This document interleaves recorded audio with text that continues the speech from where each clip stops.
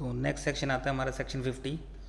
तो ये क्या कहता है कि सेंट्रल गवर्नमेंट के पास ना पावर होती है, वो हाई कोर्ट के साथ कंसल्ट करके एक या एक से ज़्यादा कोर्ट को as a special court designate कर सकता है। अब गवर्नमेंट को लगता है कि कोई केस है, उसको जल्दी जल्दी से उसका डिसीजन लेना है, ठीक है, तो पर्टिकुलर कुछ कोर्ट्स को ना वो special court as a designate कर देता है। अब स्पेशल कोर्ट के पास पावर आ जाती है, वो सिर्फ उस पर्टिकुलर केस को देखेंगे, ठीक है, उस केस को हैंडल करेंगे और जल्दी से जल्दी उसका डिसीजन देंगे। अब नेक्स्ट टॉपिक आता है offence to be tried by the special court. While trying an offence under this act special court में shall try to offence other than the offence referred. वो ये तो देखेगा इसके अलावा कोई और ऑफेंस भी उनको लगता है ना भी इससे रिलेटेड है और किसी और एक्ट का है, तो स्पेशल कोर्ट के पास ये पावर आ जाती है कि वो ये वाले प्रोविज़न के साथ साथ जो यहाँ पर मुझे देखना था, मान लो इसने ऑफेंस करा था, वो पनिशेबल अंडर दिस एक्ट है, बेनामी एक्ट के अंदर कोई ऑफेंस करा तो वो तो मैं देखना ही देखना है स्पेशल कोर्ट ने। अब इसके अलावा कोई और भी अगर ऑफेंस लगता है ना मुझे, जैसे क्रिमिनल प्रोसीजर का जो मुझे देखना है, अब मान लो किसी बंदे ने क्राइम करा तो वो क्रिमिनल प्रोसीजर के अंदर क्राइम कर दिया उसने, तो क्रिमिनल प्रोसीजर में ही फंस गया। तो while trying an offence under this act special court के पास पावर है also try an offence other than the offence referred in section 1 with which accused में under the code of criminal procedure. तो वो भी मैं ही देख लूँगा। ऐसा क्यों भी इसको पावर दे दी जाती है? मान लो इन्होंने बेनामी एक्ट के हिसाब से ये वो कर रहा था, डील कर रहा था। अब बेनामी एक्ट ने मान लो बेनामी एक्ट के अकॉर्डिंग तो ये ऑफेंस है, और क्रिमिनल एक्ट के अकॉर्डिंग या किसी और क्रिमिनल प्रोसीजर के अकॉर्डिंग वो ऑफेंस इन्होंने मान लो बोल दिया कि ये क्राइम है ही नहीं, तो स्पेशल कोर्ट का जो डिसीजन है ना फिर वो अफेक्ट हो जाता है। स्पेशल कोर्ट कहता है अभी अब मैं ही देख लूँगा इस केस को, अब इसने क्राइम करा है नहीं करा वो मेरे हिसाब से क्राइम है या नहीं है वो मैं देख लूँगा। उसके बाद कहता है cognizance of offence. The special court shall not take cognizance of any offence punishable under this act except upon a complaint in writing. जब तक कि मेरे पास राइटिंग के अंदर कंप्लेंट अथॉरिटी से नहीं आ जाती या किसी ऑफिसर से, सेंट्रल गवर्नमेंट और स्टेट गवर्नमेंट से राइटिंग में मेरे पास अगर कंप्लेंट नहीं आती ना अगर, तो तब तक मैं उसकी वो मैं करूँगा ही नहीं, कोग्निजेंस में लूँगा ही नहीं। कोग्निजेंस का मतलब क्या होता है कि मैं उसकी रिकॉर्डिंग ही नहीं करूँगा। shall not take cognizance of any offence punishable under this act unless complaint in writing made by authority या फिर any officer। अब कहता है time limit to make order, मेरे पास कितना टाइम है ऑर्डर देने का? तो every trial under this section shall be conducted as possible every endeavour shall be made over by special court to conclude trial offence within 6 months from the date of filing of the complaint. जैसे ही मेरे पास complaint आई थी 6 महीने के अंदर अंदर मैं ये तुम्हारा काम कर दूंगा। Application of Code of Criminal Procedure 1973 to proceeding before special court. Save as otherwise provided in this act, provision of Code of Criminal Procedure shall apply to proceeding before a special court, and person conducting the prosecution before special court shall be deemed to be the public prosecutor. Provided central government may appoint any case, class or group a special public prosecutor. अब इन्हीं को ही public prosecutor मान लिया जाएगा जो तुम्हारा यहाँ पे काम चल रहा है। Appointment of a public or special public prosecutor. A person shall not be qualified to be appointed as a public prosecutor या फिर special public prosecutor under this section unless public prosecutor है उसके पास 7 साल का एडवोकेट की practice होनी चाहिए। Otherwise मैं उसको पब्लिक प्रोसिक्यूटर अपॉइंट करूँगा ही नहीं। प्रैक्टिस में होना चाहिए वो एडवोकेट, नॉर्मल एडवोकेट भी नहीं, practice as an advocate not less than 7 years and special public prosecutor has been in practice as an advocate not less than 10 years in any court. तो 7 साल का एक्सपीरियंस, एंड अगर special public prosecutor बनना है तो advocate को कम से कम 10 साल का एक्सपीरियंस होना चाहिए। तो यहाँ से इंस्टीट्यूट हमारे मज़े ले सकता है, तो इसको थोड़ा स्टार लगा के रखना। तो अगला आता है deemed public prosecutor under the code of criminal procedure. तो every person appointed as a public prosecutor, special public prosecutor under shall be deemed to be the public prosecutor code of criminal procedure. हम मान लेंगे कि criminal procedure के act के अंदर जैसे तुम्हारी अपॉइंटमेंट होती है ना, वैसी अपॉइंटमेंट यहाँ पे मान ली जाएगी तुम्हारी। Appeal and revision, high court में exercise so far as applicable all the power conferred by the chapter. High court if special court with in the local limit jurisdiction of high court were a court of session trying case, local limit of jurisdiction of the high court। Offence and prosecution, ये penalties के बारे में लिखा हुआ है यहाँ पे दोबारा से। Where any act enter into a benami transaction, where any person enter into a benami transaction in order to defeat the provision of law, to avoid payment of statutory dues, to avoid payment to the creditor, the beneficial owner, benamidar or any other person जो ये काम करेगा या कोशिश करेगा induces any person to enter into benami transaction, उसको guilty मान लिया जाएगा बेनामी ट्रांजेक्शन। पनिशमेंट क्या है वो किसके ऊपर लगेगी? मोटिव तुम्हारा होना चाहिए कि इस लॉ को प्रोविज़न को डिफीट करना, स्टैट्यूटरी ड्यूज़ की पेमेंट को अवॉइड करना, या क्रेडिटर की पेमेंट नहीं दे रहे आप ढंग से। किस किस को माना जाएगा, पनिश किया जाएगा? बेनिफिशियल ओनर को, बेनामीदार को, या एनी अदर पर्सन जो तुम्हारे को लगता है induces any person to enter into the benami transaction. जो बंदा तुम्हारे को ना इंड्यूस कर रहा है, हेल्प कर रहा है तुम्हारी कि तू बेनामी ट्रांजेक्शन कर, तीनों को पकड़ो। तो इंस्टीट्यूट ना यहाँ से अपने से पंगे ले सकते हैं कि अगर अपने को पनिशमेंट लगानी है, मान लो तुम्हारे ऊपर वो केस स्टडी बना सकता है ऐसी कोई, ठीक है, वो कोई केस बनाएगा, वो पूछेगा इन तीनों में से किसके ऊपर आप पेनल्टी लगाएं, बेनिफिशियल ओनर के ऊपर या बेनामीदार के ऊपर, या जिसने ये भड़काया था, जिसने तुम्हारे को इंड्यूस किया था। ठीक है, तो हम तीनों के ऊपर लगाएंगे, shall be the guilty, and है इसमें, and beneficial owner, benamidar and C point shall be guilty of the offence of benami transaction. Punishment कितनी है हम शुरू से पढ़ते आ रहे हैं, 1 साल से लेकर 7 साल की रिग्रेस इम्प्रिजनमेंट है, और 25% फेयर मार्केट वैल्यू का उसके ऊपर फाइन लगेगा। ये दोनों हैं, इनमें भी एंड है। Section of prosecution, prosecution shall be instituted only after the previous section of the competent authority. देखो कंपिटेंट अथॉरिटी बोलेगी तो ही तो प्रोसिक्यूशन स्टार्ट करेंगे आप, नहीं तो स्टार्ट ही नहीं करेंगे। पेनल्टी फॉर फॉल्स इन्फॉर्मेशन, ये भी मोस्ट इंपॉर्टेंट पेज है तुम्हारा पूरा, ये 54 वाला। Any person who is required to furnish information under this act knowingly gives false information. कोई भी पर्सन जिसको तुम्हारे को इन्फॉर्मेशन देनी थी, कॉम्पिटेंट अथॉरिटीज़ को जो भी इन्फॉर्मेशन देनी थी, और उसने क्या करा, फॉल्स इन्फॉर्मेशन दे दी, तो उसको रिग्रेस इम्प्रिजनमेंट में डालेंगे आप for a minimum period 6 month and maximum period 5 year. 6 महीने से लेकर 5 साल की उसको रिग्रेस इम्प्रिजनमेंट देंगे। क्योंकि रिग्रेस इम्प्रिजनमेंट क्या होता है, कठोर उसको, मतलब उससे काम भी कराया जाएगा जेल के अंदर। शैल ऑल्सो भी फाइन लगेगा 10% of the fair market value of the property. Fair market value जितनी होगी उसका 10% आपके ऊपर फाइन लगा दिया जाएगा। फिर से वही बात बोल रहा है, prosecution shall be instituted only after the previous section. देखो प्रीवियस सेक्शन तो लेनी पड़ेगी, बिना उनसे पूछे कैसे काम कर लेंगे आप।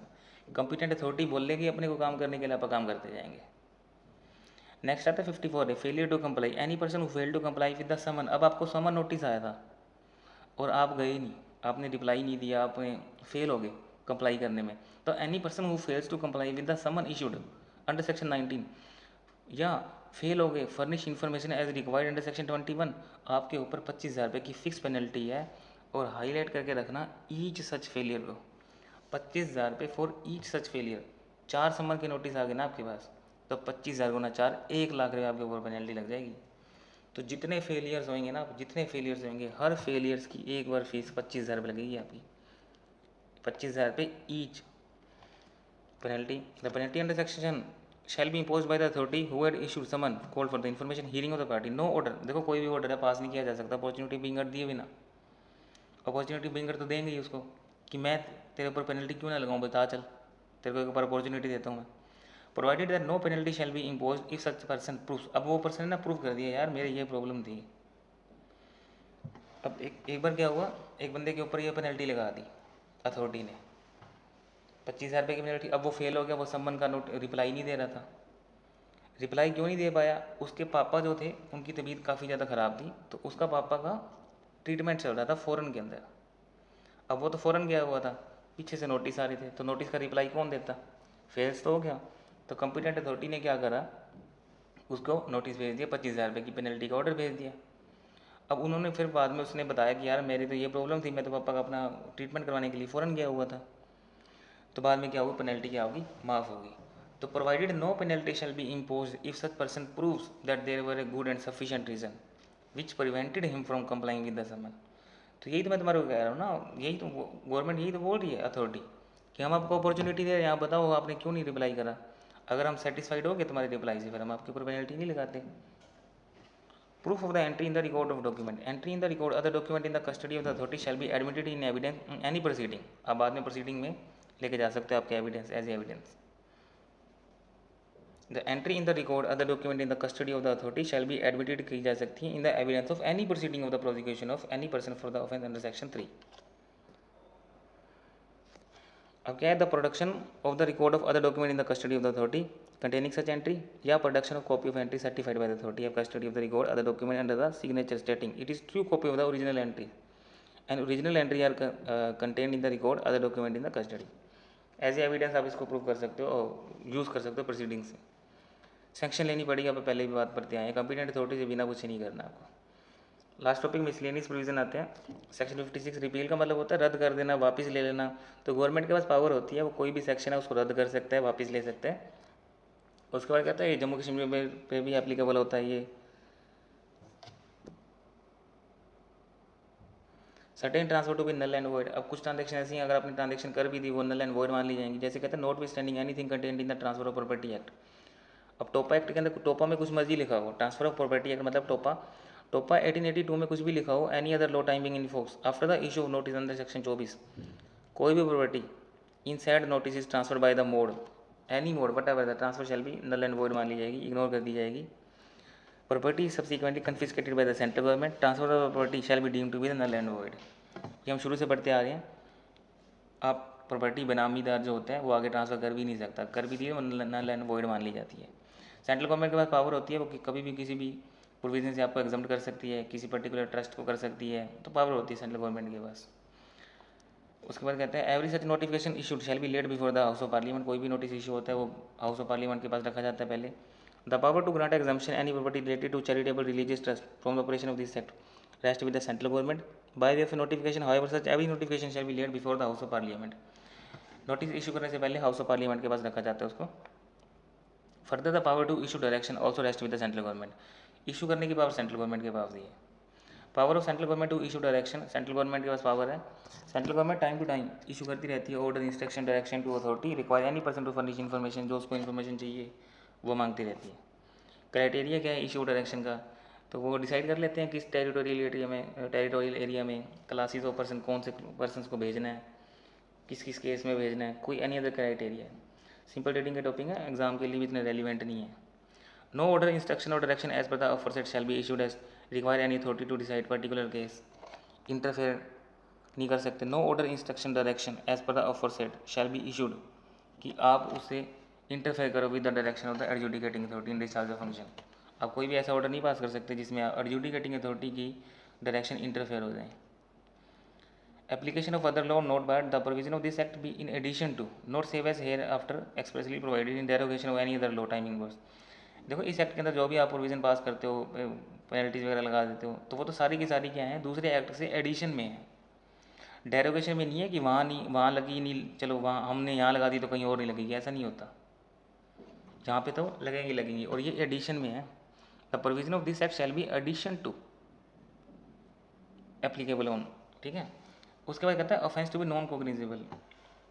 इस एक्ट के अंदर जितने भी ऑफेंस होते हैं वो सारे के सारे नॉन कोग्निजेबल होते हैं, यानी कि बेलेबल होते हैं, पैसे देके छूट सकते हो आप। जबकि पीएमएलए में ऐसा नहीं था। पीएमएलए में इसका उल्टा होता है। पीएमएलए में क्या होता है, वो कोग्निजेबल होते हैं यानी कि नॉन बेलेबल, इधर है नॉन कोग्निजेबल यानी कि बेलेबल। उसके बाद कहता है ऑफेंस बाय कंपनी, अगर कंपनी ऑफेंस कर देती है तो officer in charge of the company shall be deem to be guilty where a person committing contravention of any of the provision of this act. तो डायरेक्टर फंसेगा और company every person हुआ time being contra any committed was in charge. जब ये offence हुआ था तब company में इंचार्ज पे जो भी बंदा वो कर रहा था, काम कर रहा था, सारे के सारे डायरेक्टर, मान लो वहाँ पे CS थी, उसको भी पकड़ लेंगे। तो shall be deem to be guilty of the contravention shall be liable to be proceeded against the punished accordingly. Officer concerned of the company to prove nothing contained in this section shall render any person liable to punishment if he prove that contravention took place without his knowledge। अब मान लो वहाँ पे company secretary थी, अब अपन ने उसको भी फंसा दिया। अब कंपनी सेक्रेटरी कहती है मेरे को तो पता ही नहीं ये बातों का, इन्होंने जो भी काम करा है ना, देखो मेरा तो ये इन्होंने मेरे को तो इसलिए रखा है रिटर्न उटर्न भर दूँ, कंप्लाइंसिस कर दूँ, ठीक है। ये वाला जो इन्होंने ऑफेंस करा है ये वाले तो मेरे को कोई बात इन्होंने बताई भी नहीं, और मेरे को बीच में क्यों तुम धकेल रहे हो। तो ये जो भी काम हुआ है अगर मैंने उसने कंपनी सेक्रेटरी ने अप्रूव कर दिया कि ये काम मेरे से बिना नॉलेज के हुआ है, उसको छोड़ देंगे।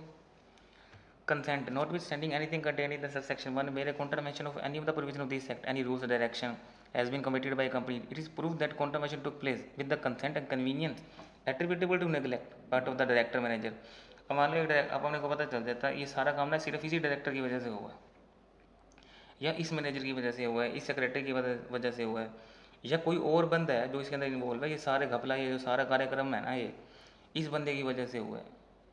कोई भी कंपनी का अदर ऑफिसर्स उसको और आप इसके अंदर पकड़ सकते हैं। ये सारी कार्रवाई जो है काम करना, इसने ये जो भड़काया है सब जो भी कुछ है वो इस ऑफिसर ने करा है, जो भी काम करा है ये पकड़ लो। तो कोई भी अगर आपको लगता है ना consent convenience attributable to neglect part of the any director, आप ये नेग्लिजेंस एट्रीब्यूट कर सकते किसी और पर्सन के ऊपर, पकड़ लो। बाकी कंपनी और डायरेक्टर के मीनिंग दिए हुए हैं। Notice not to be invalidated on certain ground. अब ये जो नोटिस भेजे हैं, अब no notice summon order documents other proceeding furnish और made have been furnished made issue taken in pursuance of any of the provision of this act shall be invalid or deemed to be invalid merely by the reason of mistake defect in the omission of notice। मान लो आपने कोई notice भेजा, उस notice में ना आपने गलती से डेट गलत लिख दी, डे गलत लिख दिया आपने। मान लो आपने लिख दिया 17 डेट लिख दी और 17 तारीख सोमवार लिख दिया, बल्कि 17 तारीख को मंगलवार था। तो सिर्फ इन ये छोटी मोटी गलती की वजह से कोई मिस्टेक है, डिफेक्ट है, मैंने किसी का नाम गलत लिख दिया, ठीक है, और मान लो तुम्हारा नाम मैंने कुमार लिख दिया साथ उस बंदे का, तो छोटी मोटी कोई मिस्टेक्स हैं, डिफेक्ट्स हैं, omission in the notice summon order document, इसका मतलब ये थोड़ी है तुम्हारा ये प्रोसीडिंग ही गलत हो जाएंगी। No notice summon, no notice summon order document proceeding furnish made shall be invalid merely by the reason of mistake or defect। ठीक है, protection of the action taking good faith. अब मान लो जो बंदे ने गुड फेथ में अगर कोई काम करा है तो उसको प्रोटेक्शन प्रोवाइड की जाती है, उसको हम निकाल देंगे यहाँ से। No prosecution suit or other proceeding shall be lie against the government या any officer of the government under this act for anything done or intended to be done in the good faith. आप ये cases आगे transfer कर सकते हो। Every suit proceeding in respect of a benami transaction in any court other than high court, याद रखना other than high court, tribunal before any form of the date of the commencement of this act shall stand transfer to the adjudicating authority appellate tribunal as case may be having jurisdiction in this matter। आपको लगता है ये case आपको transfer करना है, आप transfer कर दो, लेकिन हाई कोर्ट में नहीं हो सकता ऐसा। Transfer of record when any suit other proceeding stand transfer to adjudicating authority या appellate tribunal, the court tribunal other form shall soon as may be after the transfer forward the record of the suits proceeding to the adjudicating authority appellate tribunal as case may be। Adjudicating authority receipt of the record proceeds to deal with the suit. अब वो काम करना शुरू कर देगी इसके ऊपर जैसा उसको ठीक लगेगा। एडजुडिकेटिंग अथॉरिटी का proceeding etcetera against legal representative, proceeding taken against legal deceased person. अब कोई बंदा मर गया, फिर where a person dies during the course of any proceeding under this act, तो any proceeding taken against the deceased before the death before his death shall be deem to has been taken against the legal representative. ऐसा मान लिया जाएगा कि legal representative के against वो proceeding चलती हैं, कंटिन्यू चलती रहेंगी। लीगल रिप्रेजेंटेटिव उसका काम चलता रहेगा जब से वो बंदा मरा है, उसके बाद लीगल रिप्रेजेंटेटिव उसका केस देख लेंगे। लीगल रिप्रेजेंटेटिव और deceased person any proceeding before any proceeding which could has been taken against the deceased if he had survived may be taken against the legal representative all the provision of the act except section 2(3) provision related to offence prosecution shall apply accordingly। appeal by legal representative of the deceased person where any property of a person has been held benami under section 26 then it shall be lawful for the legal representative of person to prefer appeal to appellate tribunal। अगर कोई बंदा section 26 में फंसता है तो हम उसको prefer करेंगे कि आप appellate tribunal के पास अपील लेके जाओ। In place of the person provision of section 46 so far as may be apply continue to apply to the appeal act to have override effect। इस एक्ट का पूरे एक्ट्स के ऊपर ओवरराइड इफेक्ट होता है। The provision of this act shall have effect notwithstanding anything inconsistent contained in any other law। कोई और act कुछ मर्जी बोलता हो, अगर तुम बेनामी एक्ट में फंस गए ना तो बेनामी एक्ट का ओवरराइड इफेक्ट होता है, ये उसके ऊपर ओवर रूल कर देगा। यहाँ से भी इंस्टीट्यूट हमारे से क्वेश्चन पूछ सकता है, केस स्टडी देगा बेनामी एक्ट की और बेनामी एक्ट में डाल देगा कि दूसरा एक्ट ये बात बोल रहा है, अब उसकी मानने या बेनामी की मानने, तो आप कहेंगे बेनामी की माननी पड़ेगी सेक्शन 67 के according. 67 power to make rules. 68 central government के पास पावर होती है, वो रूल्स बना सकता है subject matter of rules without prejudice to the generality of the foregoing power. Such rules में भी provided for all or any of the following matter. Manner of the ascertaining fair market value कैसे निकालनी है, power function authority के क्या रहेंगे, other powers क्या रहेंगी, मैनर क्या रहेंगे, सारी चीज़ें मैनर्स दे रही है इसके अंदर। तो सेंट्रल गवर्नमेंट का पावर होती है यार किसकी सैलरी कितनी रखनी है, चेयरपर्सन मेंबर की सैलरी कितनी रखनी है, उसका क्या मैनर रहेगा। आप स्टार्टिंग से पढ़ते हैं ना manner manner manner, prescribed manner के अंदर सैलरी दे देंगे, वो सारे मैनर कौन सेट करेगा, सेंट्रल गवर्नमेंट करेगा। Laying of rule notification before parliament. Every rule made notification issued करते हो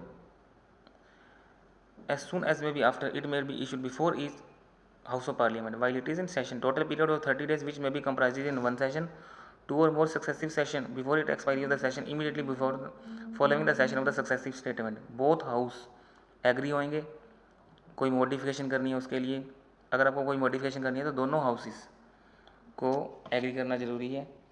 और should not be made issued rules or notification shall thereafter have effect only in such modification form modified form no effect as case में भी however that any notification annulment shall be without prejudice to the validity of anything provision previously done under this rules notification as case में भी।